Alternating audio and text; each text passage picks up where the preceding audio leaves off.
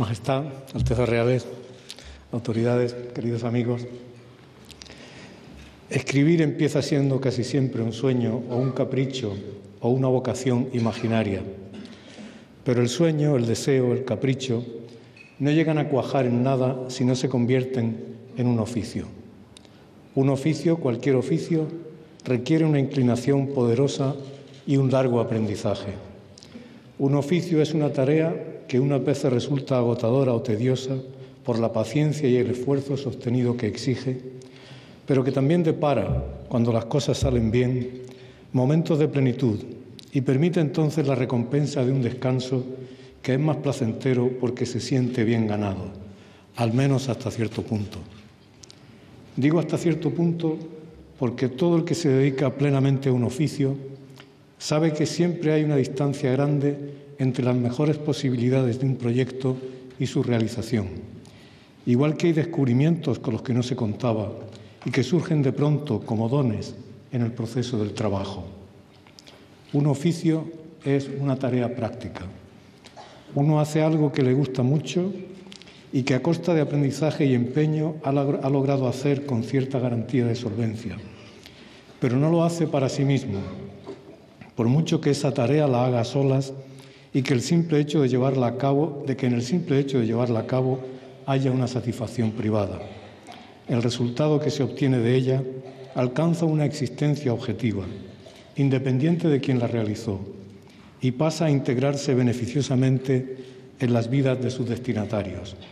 Un instrumento musical o una partitura, una herramienta, una mesa, una historia, un cuaderno, un cuadro, un cuenco de barro, una fotografía, un hallazgo científico, un paso de danza, la cura de una enfermedad, un prodigio deportivo, un plato bien cocinado, una película, una pirámide de alcachofas en el escaparate de una frutería. Hay algunas singularidades en el oficio de escribir, como la hay también en cualquier otro. La primera es que la necesidad humana que satisface es una de las más intangibles, aunque también una de las más universales, la de saber historias y la de contarlas, es decir, dar una forma inteligible al mundo mediante las palabras. Una historia, de ficción o no, propone un modelo universal de un cierto campo de la experiencia a partir de la observación de los datos particulares de la vida. Del mismo modo actúa el científico, elaborando modelos teóricos derivados de la observación y la experimentación, que sirvan doblemente para explicar y predecir. En las sociedades primitivas o antiguas, el mito es el modelo de explicación y predicción de los comportamientos humanos.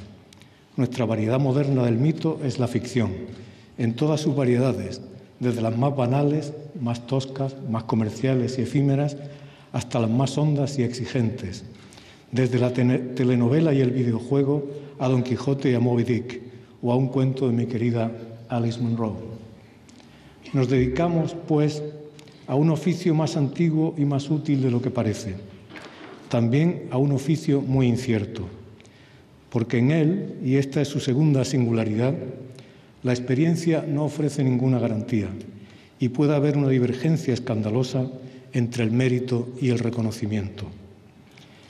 Quien escribe sabe que ha de dedicar a su oficio tantas horas y tantos años como un artesano al suyo, y que sin esa dedicación no logrará completar nada de valor.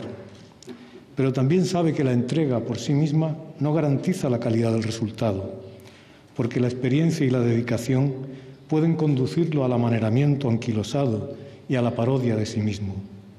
Y también sabe que lo mejor unas veces es reconocido de inmediato y otras muchas es ignorado, y que lo que parecía mejor a veces se desmorona al cabo de muy poco tiempo, y que una extraña justicia tardía alumbra mucho tiempo después, sin compensación posible, al talento verdadero que no brilló en vida. El desaliento ante las incertidumbres del oficio se acentúa más en tiempos de incertidumbres colectivas tan amargos como estos. Es difícil hablar de la perseverancia y el gusto del trabajo en un país en el que tantos millones de personas carecen angustiosamente de él. Es casi frívolo divagar sobre la falta de correspondencia entre el mérito y el éxito en literatura, en un mundo donde los que trabajan ven menguados sus salarios mientras los más pudientes aumentan obscenamente sus beneficios, en un país asolado por una crisis cuyos responsables quedan impunes mientras sus víctimas no reciben justicia, donde la rectitud y la tarea bien hecha tantas veces cuentan menos que la trampa o la conexión clientelar. Un país donde las formas más contemporáneas de demagogia han reverdecido el antiguo desprecio por el trabajo intelectual y el conocimiento. Aún así, y dejando las responsabilidades de la ciudadanía en el lugar que les corresponde, el único remedio aceptable que conozco contra el desaliento del oficio es el oficio mismo. Escribir poniendo artesanalmente en cada palabra los 5 sentidos. Escribir sin concederse la menor indulgencia. Escribir aceptando y disfrutando la soledad y agradeciendo el entramado de otros oficios fundamentales que lo convierten en uno de los oficios menos solitarios y más colectivos del mundo. Como es solitario y colectivo al mismo tiempo el oficio del músico y el del científico. Escribir agradeciendo el oficio del editor, del corrector de pruebas, del traductor, del librero, del crítico, el de otros escritores de los que uno aprende admirándolos, el oficio del que enseña a leer y del que transmite en el aula el amor por la literatura, agradeciendo el oficio más placentero de todos, que sin duda es el del lector. Escribir con el miedo a no tener lectores y con el miedo a perderlos, sobreponiéndose lo mismo a los elogios que a las heridas. Escribir porque a pesar de todas las negaciones y las imposibilidades de la escritura, la escritura, como cualquier oficio, es sobre todo un acto de afirmación. Escribir porque sí. En 1981 se entregaron por primera vez estos premios y Vuestra Alteza presidió en ellos su primer acto público. Aún se vivía entonces bajo el trauma sombrío y reciente de una tentativa de golpe de Estado. En su discurso de agradecimiento, el poeta José Hierro aludió con alegría y alivio, pero también con plena conciencia del peligro, al aire de libertad que respiramos, cito entre comillas. Ese aire, a pesar de todos los pesares, lo seguimos respirando 32 años después. 32 años que constituyen el período más largo de libertad que se ha conocido en la historia entera de nuestro país. Es importante recordar estas cosas ahora, cuando el porvenir parece en muchas cosas tan incierto como entonces, y cuando parece que vuelve a nosotros la terrible tentación española de hacer tabla rasa de lo que costó tanto levantar. En este tiempo se ha hecho adulta la generación entera que nacía por entonces, que es la generación de mis hijos. Sus vidas son ya más difíciles de lo que imaginábamos hace solo unos años. Pero es importante recordar que también aquellos tiempos de 1981 nos parecían, porque lo eran, amenazadores cuando nosotros los vivíamos. Y sin embargo, no hemos dejado de respirar el aire de libertad que celebraba José Hierro, a pesar de todos los pesares. Y sin esa respiración no habría sido posible la generación literaria a la que yo pertenezco, y que fue al mismo tiempo una generación nueva de escritores, pero también de lectores.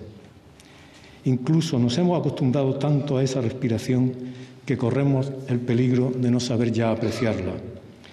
Es nuestra responsabilidad salvar lo que ganamos gracias a que muchas personas hicieron y hacen bien sus oficios, privados y públicos, y también reflexionar con urgencia sobre todos los errores, todas las inercias y descuidos que necesitamos corregir. En esa tarea colectiva, los oficios de las palabras podrán ser más útiles que nunca. Muchas gracias.